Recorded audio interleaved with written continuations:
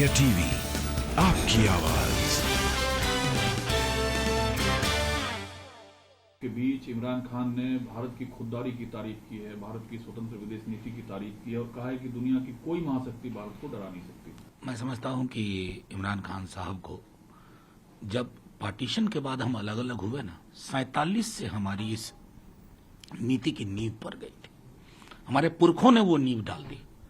गुटनिरपेक्ष आंदोलन, जब पूरी दुनिया सोचती थी या तो उस खेमे में जाए या इस खेमे में जाए, हमने तय किया कि हम किसी खेमे में नहीं रहेंगे। कमोबेश हम उस लकीर को और पुख्ता करते गए।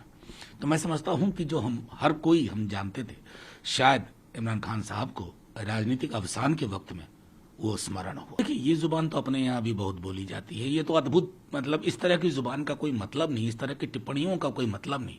क्या ये सच नहीं है कि हिंदुस्तान की फॉरेन पॉलिसी, सरकारें किसी की भी रही हो, बहुत पुख्ता नींव रही है, मजबूत नींव रही है। कोई भी ताकतवर मुल्क हमें आंख नहीं दिखा सकता, ये हकीकत है। अब अगर उसके बाद वहां की अपोजिशन के कोई अगर ऐसा कहते हैं, तो मैं समझता हूं ये पूरे दक्षिण एशिया में इस तरह की जुबान बहुत बोली जाने लगी कि थोड़ी असहमति हो तो आप तुरंत कहें कि फला, अपने यहाँ लोग पाकिस्तान भेजने लगते हैं। अब वहां से भी अभी सप्लाई चेन शुरू हो रहा है, तो पता नहीं।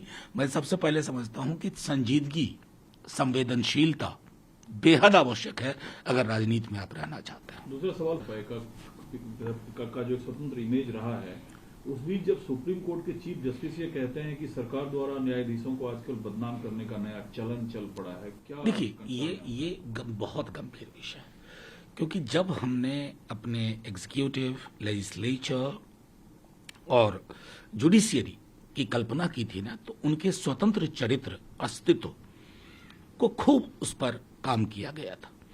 कहीं न कहीं बीते वर्षों में ये हमने भी देखा है।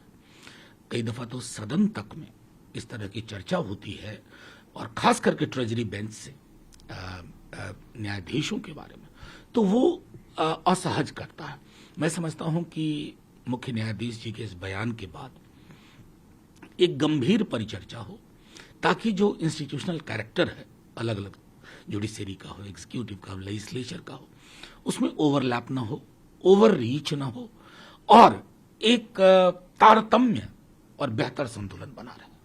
भारत में बहुभाषीय प्रचलन है, अलग अलग भाषा बोलने की। इस बीच अमित शाह जब हिंदी की वकालत करते हैं तो सबसे पहले तमिलनाडु से रिएक्शन आता है कि 60 से 70% जो देश के लोग हैं उनकी भाषा हिंदी नहीं है। ये जो है बहुरूपता को खत्म करने की साजिश है। देखिए, मैंने पहले भी कहा था, कल भी संभवतः आपके माध्यम से मैंने ये बात कही थी कि भाषा विवाद में इस देश ने 60 का दशक हमारा उसी में गया। बहुत जले हैं हम, बहुत भुगता है इस देश ने। तब जाकर के त्रिभाषा फार्मूला आया, और भाषाओं के बीच में सहोदरा का संबंध होता है, सौतेला संबंध नहीं होता है। संभवतः माननीय गृह मंत्री जी इस बात को नहीं समझ रहे हैं। अभी भी जो हिंदी का प्रचार प्रसार हुआ है, वो डोमिनेंस के लैंग्वेज से नहीं हुआ है, प्रभुत्व की जुबान से नहीं हुआ है।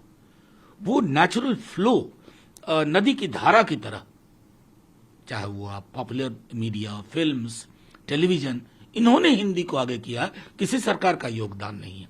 अगर उसके मध्य जब चीजें स्वतः चल रही थी, सारी भाषाएं सहोदरा के चरित्र में के स्वरूप में तब्दील हो रही थी, उस वक्त में मैं समझता हूं माननीय गृह मंत्री जी का ये बयान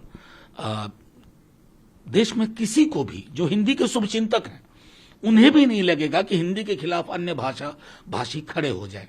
ये कतई उचित नहीं है। सहकारी संघवाद के स्वरूप पर भी आघात। राजनीति में और चलाने को लेकर ये सवाल महत्वपूर्ण है। जब हरियाणा के मंत्री कहते हैं कि पंजाब कैबिनेट में सदस्यों का जो अनुभव है वो ना के बराबर है, ज्यादातर विधायक ऐसे चुनकर आए हैं जिनका बैकग्राउंड राजनीति रहा ही नहीं है। नहीं, मैं उनकी बात से कतई सहमत नहीं हूं। राजनीति का बैकग्राउंड क्या होता है? कोई शिक्षक है, कोई किसी और पेशे में था, लोगों ने उसको चुना, वो जनप्रतिनिधि है। अगर जनता के प्रतिनिधि के बारे में आपका ये रवैया है, तो मैं समझता हूं कि पंजाब छोड़िए, हरियाणा के इस मंत्री महोदय को सबसे पहले राजनीति समझनी होगी, सार्वजनिक जीवन को समझना होगा। और अगर आप ये नहीं समझ रहे हैं तो आप अपने दल का और अपना भी नुकसान कर रहे हैं। लेकिन जब वो कहते हैं कुछ मोबाइल मरम्मत करने वाले लोग, कुछ ऑटो ड्राइवर, ये अशोभनीय टिप्पणियां, अश्लील कहूंगा, अशोभनीय ही नहीं, अश्लील अश्लील टिप्पणियां हैं, राजनीति में इसके लिए जगह नहीं होनी चाहिए। कल की राहुल गांधी की शरद यादव जी से और ये कहना कि जो भी आरएसएस और बीजेपी के विरुद्ध विपक्षी पार्टियां हैं उन्हें एक मंच पर आना चाहिए, काफी टाइम से ये बातें कही जा रही है और कल भी कही गई। देखिए, मैं लगातार इस बात का समर्थक रहा हूं और अपने दल की ओर से मेरे नेता प्रतिपक्ष तेजस्वी जी ने भी कहा, इकट्ठा होने से पहले एक साझा कार्यक्रम आवश्यक है। देश को वैकल्पिक राजनीति अगर चाहिए, भाजपा का विकल्प चाहिए, तो वह कार्यक्रम विकल्प होगा, एक प्रगतिशील दस्तावेज, उस पर सबसे पहले काम करने की जरूरत है।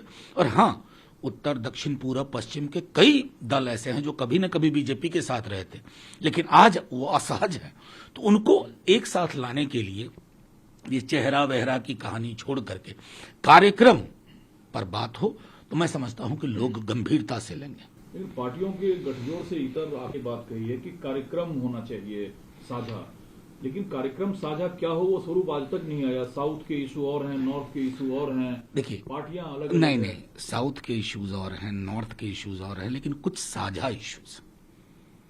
बेरोजगारी साउथ और नॉर्थ में जाके बदलती नहीं, ये अपने आप में सबसे, अगर हम कहें कि हमारा ब्लूप्रिंट है कि सत्ता में आने के 200 दिन के अंदर हम ये प्रोवाइड करेंगे, महंगाई, ये डुएबल्स हैं।